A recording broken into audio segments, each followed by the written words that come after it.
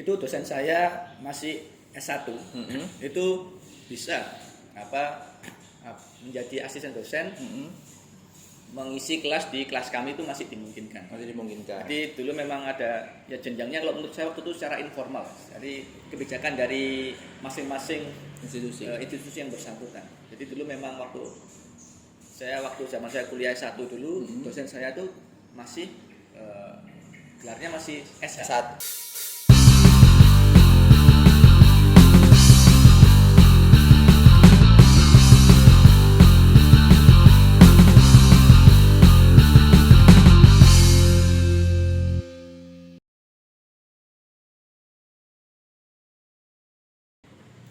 Halo, selamat pagi teman-teman yang boleh nonton siang boleh, nonton sore boleh. Kembali lagi ke Tentang Hukum. Jadi kita kali ini sudah bertemu dengan salah satu pemuda berprestasi ya. Kita bertemu dengan Mas Lintang nih. Waduh, Mas Lintang. Gimana Mas Lintang? Bisa perkenalkan dulu Mas Lintang? Oke, terima kasih. Perkenalkan teman-teman sekalian, nama saya Lintang Yudantaka. Biasa dipanggil Lintang. Di sini saya berprofesi sebagai seorang dosen di salah satu universitas di Surabaya, dan saya juga sebagai mahasiswa program dokter. Dosen dokter, aduh, pusing ya Mas ya. Mungkin kalau orang-orang awam lihatnya tuh, aduh, sudah dosen juga sama dokter. Itu ya pasti kesibukannya bau banget Mas. Kok bisa kecemplung dari dosen tuh gimana Mas? Kira-kira menurut Mas nih, kalau orang mau jadi dosen itu harus akademiknya full atau harusnya gimana tuh Mas? Kan kadang-kadang kan kita tahu kan ada beberapa orang atau sosok yang mendapatkan gelar doktoral atau gelar yang dikasih karena ada prestasi tersendiri. Jadi tidak harus diakademisikan, ada kan yang seperti itu. Nah, kalau Mas yang sudah jadi dosen ini kira-kira perlu nggak sih, penting nggak untuk akademisi ini sebenarnya? Oke, ya jadi untuk dosen itu saya pribadi memang memilih sebagai dosen dari sejak SMA itu Mas. Saya memang suka berbagi ilmu. Siap. Jadi untuk profesi memang saya niatkan untuk menjadi seorang akademisi itu dari dulu. Oke. Nah, tetapi sebelum itu, jauh sebelum saya memantapkan diri sebagai dosen tuh, ya waktu masih kecil biasa kan anak-anak kecil ditanya cita-citanya apa. Nah, kalau saya dulu tuh ingin jadi insinyur. Oh iya siap. Nah, dulu waktu ya TK SD. Iya. Nah, tetapi seiring berjalannya waktu, ya memang saya sudah memulai mempertimbangkan untuk ya kedepannya menjadi seperti apa.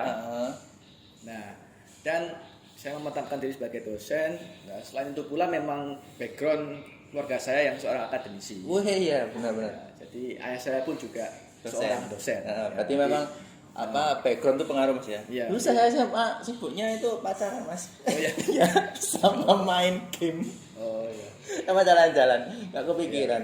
Berarti memang dari awal itu Masnya ngeset kepingin jadi akademisi seperti itu. Iya. Terus setelah itu kok bisa langsung pikirin saya mau jadi dosen aja itu gimana Mas? Jadi ya kalau kita mengenal istilah Jawa itu, kalau Mas Angga tahu ya, ada istilah Witing Tresno Jalanan Saka Tulino. Ya, siap. Karena saya terbiasa. Jadi waktu SMA itu saya suka. Jadi mungkin teman-teman sekalian juga pernah tahu study club ya, istilah study club atau belajar kelompok itu. Yeah. Saya sering sharing ke adik-adik kelas. Dan saya di situ menemukan kayak ada kebanggaan tersendiri ketika apa yang saya sampaikan bisa diterima dengan baik oleh orang yang mendengarkan dan saya jelaskan. Itu ada kebanggaan tersendiri di situ. Okay. Tentu jika dikaitkan dengan profesi tentu akan lebih menarik atau istilahnya lebih nyaman ketika kita melakukan profesi di bidang yang kita gemari atau kita sukai tadi. Nah, itulah kenapa saya memilih untuk bagi seorang dosen berawal dari situ. Oke. Tapi ini akademisinya penting nggak sih? Apa kalau jadi dosen itu kayak saya nih IPK cuma 1,3 gak lulus ya IPK 1,3 ya. Itu boleh jadi dosen atau harus cum laude summa IPK 4 atau gimana itu Mas? Memang sepenting itu atau gimana untuk jadi dosen? Ya. Jadi untuk menjadi dosen ya prinsipnya memang keilmuan itu perlu ya. Keilmuan itu perlu, dan apalagi di negara kita ini disyaratkan secara administratif itu minimal S2. Minimal S2. Ya, dosen di tingkat perguruan tinggi ya tentunya itu minimal S2. Nah, jadi untuk dari segi keilmuan Kalau terkait IP tadi itu memang nanti kebijakan masing-masing instansi yang menentukan, tentu ada syarat administratif yang harus dipenuhi.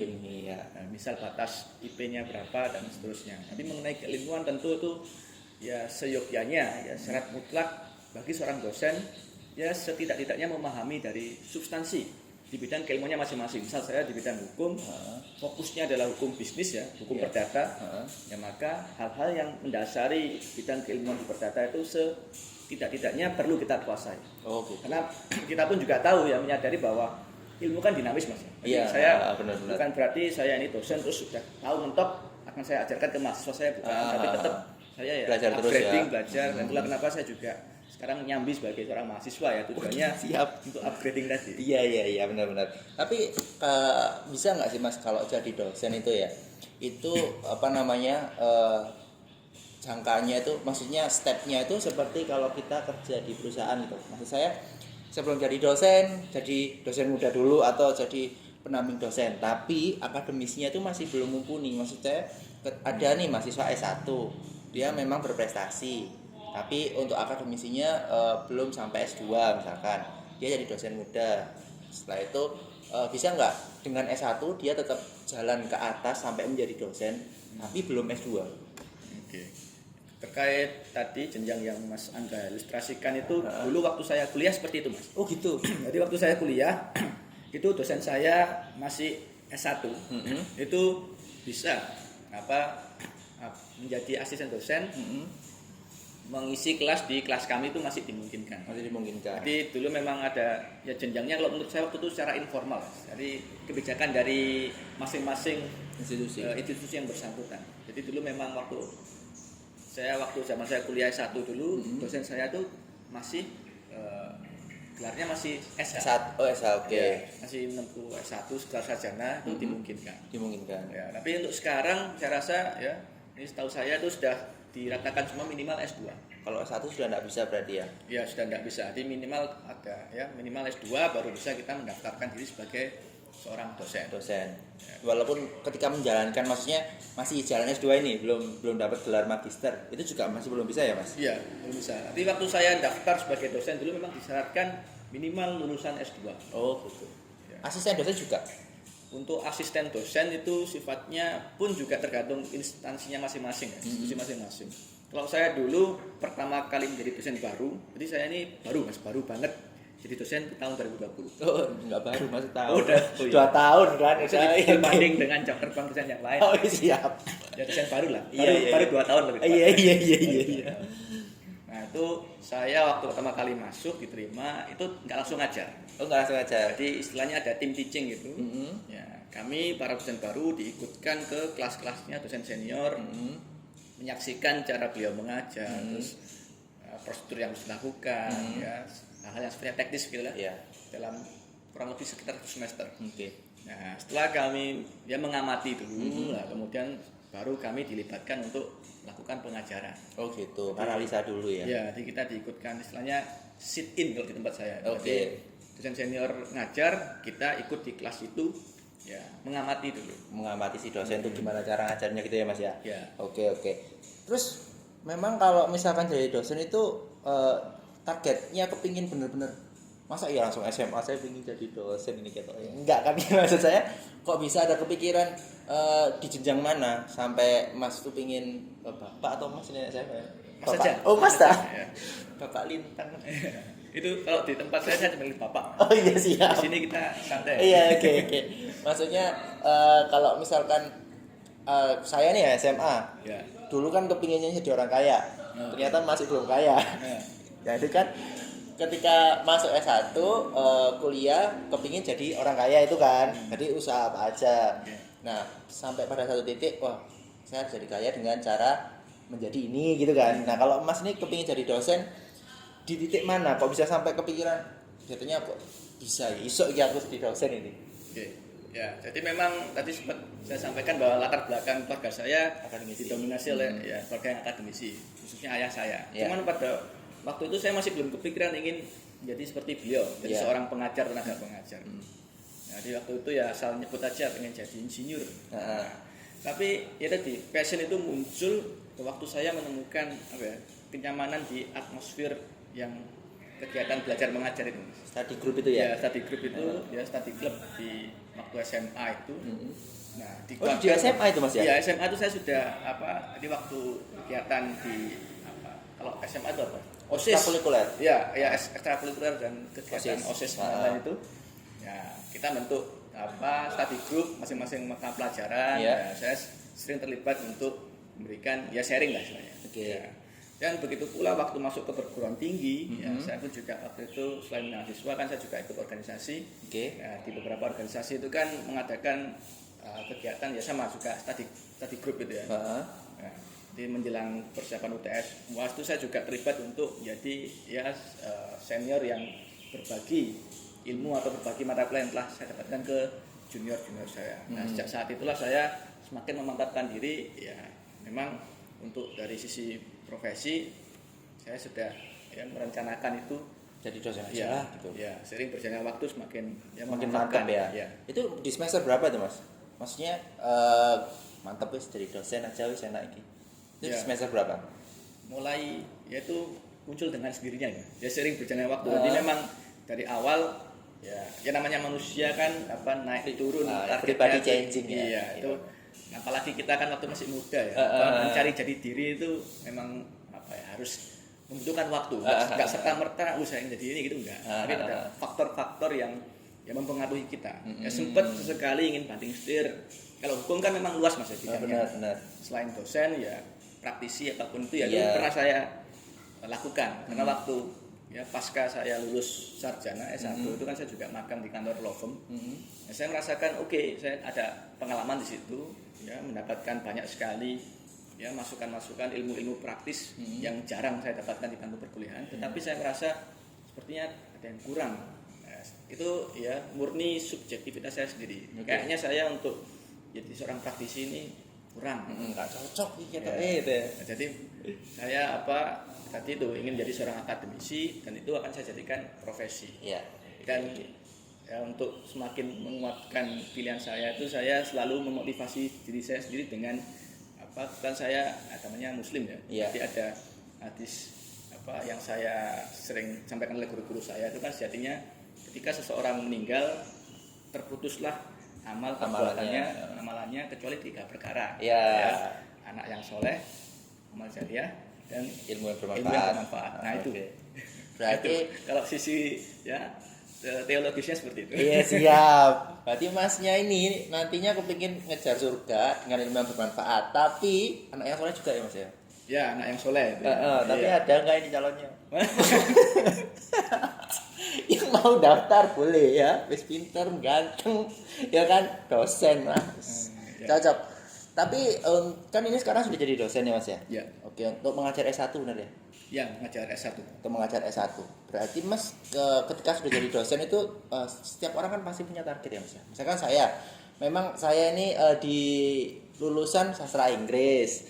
Tapi enggak pinter, akhirnya pindah ke desain. Sekarang kepingin jadi seorang desainer. Nanti besoknya saya pingin punya agensi. Nanti kepingin jadi semua orang di dunia ini kalau pesen desain ke Indonesia. Nah kayak gitu Mas. Kalau misalkan Mas ini punya target itu setelah S2, ngajar di S1 dan S2, itu target tertinggi dari dosen itu apa sebenarnya Mas? Ya saya rasa kalau hampir semua dosen target tertinggi menjadi guru besar. Guru besar. Seorang profesor. Oke. Nah, itu pun juga setelah saya memang terjun di bidang yang saya inginkan, jadi seorang dosen itu kan. Nah, sekarang adalah targetnya goals seorang akademisi dalam hal ini dosen tadi untuk menjadi seorang profesor, guru besar. Jadi yang guru besar itu sudah pasti profesor ya Mas ya? Iya, guru besar sama dengan profesor. Oke. Nah kalau guru besar itu udah ngajar lagi atau gimana? Nah terkait pengajaran itu tetap jadi seorang akademisi mau apapun gelarnya nanti dia tetap memiliki kewajiban untuk melakukan pengajaran. Oke. Tapi target pengajarannya yang berbeda gitu maksudnya? Nah itu pun juga tergantung masing-masing instansinya. Jadi biasanya kalau saya dulu waktu mahasiswa, itu biasanya ketika seorang pengajar di mata kuliah tersebut adalah guru besar, itu memang mungkin dari intensitas pertemuan lebih jarang karena memang kita paham seorang guru besar kan jadwalnya makin padat dan makin sibuk. Nah, biasanya itu adakan dalam kelas-kelas kuliah umum, di Oke. kelas-kelas besar. Ya. Karena memang ini ya yang mengisi materi adalah seorang guru besar di mana beliau memang expert di bidangnya. Nah, atau mungkin juga kalau kita berbicara di tingkat akademis ya di tingkat perguruan tinggi ya sarjana, magister, doktoral ya biasanya untuk profesor yang tadi itu lebih sering atau ya intensitasnya lebih tinggi berbagi memberikan Ilmunya. pengajaran di tingkat doktoral Doktoral dan magister. Magister, ya. Oke. meskipun di tingkat sarjana pun juga tetap memberikan ya tapi intensitasnya tadi yang berbeda. Oke. Jadi kalau sudah ke jenjang itu berarti lebih fokus Mas ya ke salah satu subjek ya. Ya. Jadi nggak kalau misalkan sekarang kan hukum cuman belajari hukum tapi hukumnya ya, hukum perdata, hukum pidana. Nanti kalau sudah ke atas lagi hukum perdata tok gitu kan. Atas lagi hukum perdata tapi pecahan kecilnya gitu Mas ya. Aduh, pusing Mas. Ya, jadi memang keistimewaan di bidang akademisi tadi justru ya semakin tinggi Fokus, jenjangnya yang bersangkutan tuh malah semakin sempit dalam arti itu fokus ya bidang ilmunya. Karena memang kita memiliki ya dalam etika akademik itu ya tanpa bermaksud untuk membanding-bandingkan. Ya, kadang kan ya orang merasa bisa di segala hal, segala bidang ilmuwan. Silahkan. Okay. Tapi kita di dalam konteks akademisi kita ada ya batasan-batasan yang perlu kita perhatikan. Bukan semata-mata kita membatasi diri kita, tapi karena kita memiliki fokus bidang keilmuan yang harus kita pahami, kita geluti sehingga ya otomatis ya fokus kita ada di situ. Misalnya seorang guru besar, dia dinobatkan atau dikukuhkan guru besar di bidang hukum misalnya hukum perdata. Yaitu ya publik memandang ya, dan beliau juga memiliki kapasitas di bidang perdata. Oke. Pidananya tahu. Ya, pidana tahu, tapi lebih tepatnya bukan kapasitas beliau untuk menjelaskan. Iya. Karena ada guru besar pidana lain. Iya, benar. Seperti itu. Soalnya dalam satu keilmuan dan satu fokus itu sebenarnya pembahasannya juga dalam ya Mas ya. Iya. Dari skup negara pun juga pastinya ada pembahasannya sendiri, apalagi dari skup dunia seperti itu Mas ya mungkin ya. Oke. Jadi itu kita udah cukup lama nggak sih? Cukup lama ya. Kita ngobrol-ngobrol. Nggak ngitung ya. Ya kalau memang ngobrol sama dosen gitu ya. Jenjangnya beda ya kan sama saya. Profesinya dosen. Di luar saya manusia biasa. Gitu. Iya, oke. Jadi mungkin itu dulu ya teman-teman. Tapi jangan kemana-mana. Nanti kita akan tetap ngobrol sama Mas Lintang terkait tips dan trik kalau ingin jadi dosen. Waduh, berat. Jadi tetap stay tune di YouTube tentang hukum ya. Jangan lupa di-subscribe juga dinyalakan loncengnya agar besok kalau Mas Lintang mau jelasin gimana caranya jadi dosen, kalian bisa langsung tahu. Oke? Bye. Terima kasih.